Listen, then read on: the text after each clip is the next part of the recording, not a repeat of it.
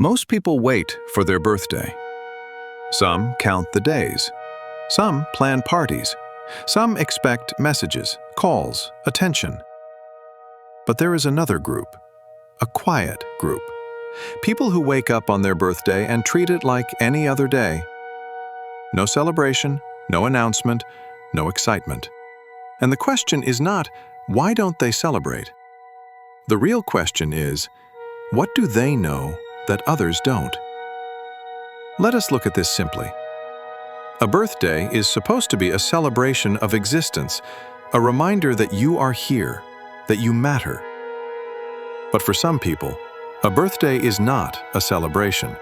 It is a measurement, a countdown, another number added, another year gone. For them, a birthday does not say you are alive, it says time has moved forward. And time only moves in one direction. This is the first dark layer.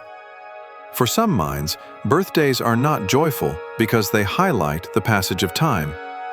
Each candle is not a wish, it is a unit, another year behind you, another year you cannot get back. And when someone is deeply aware of time, celebration feels dishonest. How do you celebrate something that brings you closer to the end? But that is only the surface. Let us go deeper. Some people treat their birthday like a normal day because they do not believe their existence is special. This is not humility. This is conditioning. Many of these individuals grew up unseen, uncelebrated, unacknowledged. They learned early that attention is temporary and importance is conditional. So they adapted. They learned to minimize themselves before others could do it for them. If you do not make a big deal out of your existence, no one can disappoint you by ignoring it. This is the second dark layer. The absence of celebration is not a lack of self-respect, it is a learned invisibility. Now comes something even darker. For many people, ignoring their birthday is not indifference. It is protection, a psychological defense mechanism, because birthdays create expectations, messages, calls, recognition, and expectations create vulnerability. If no one reaches out, the silence becomes loud. So the mind makes a decision. If I do not expect anything, I cannot be hurt. And slowly, over time, celebration is replaced with emotional distance. This is not coldness, it is survival. There is another layer most people never consider. Some people treat birthdays like a normal day because they see through social rituals. They notice something uncomfortable. Attention that appears once a year does not feel real. Love that requires a reminder feels scripted. So instead of participating, they disengage. Not because they dislike people, but because they dislike performative meaning.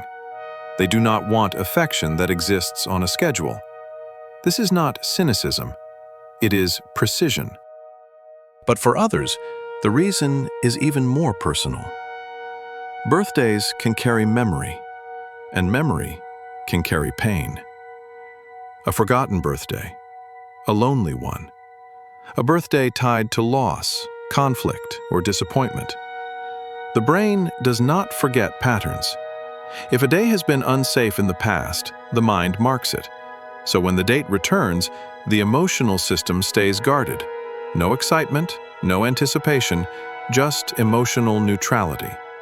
Because neutrality feels safer than hope.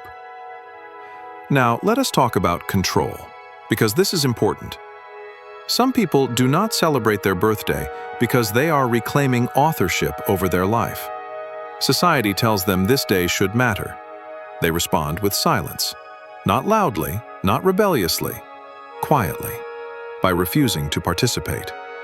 This is a subtle form of resistance, a way of saying, I decide what is meaningful to me.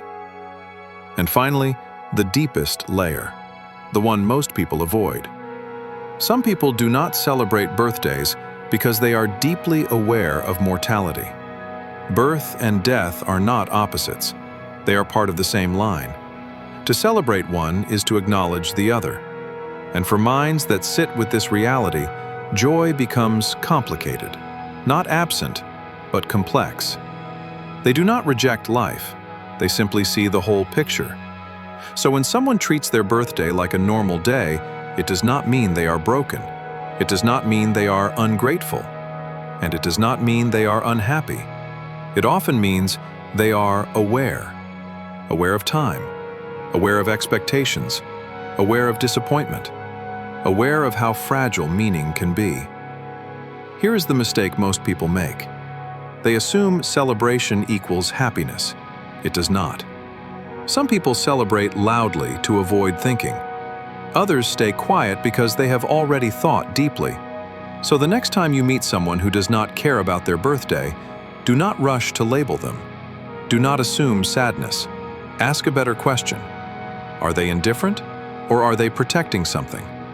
Are they detached, or are they honest?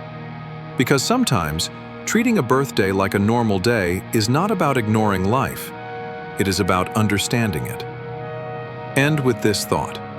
Do you celebrate your birthday because it brings you joy, or because everyone else says you should? And if you stopped celebrating tomorrow, what would really change? Light does not always look like happiness. Sometimes it looks like clarity.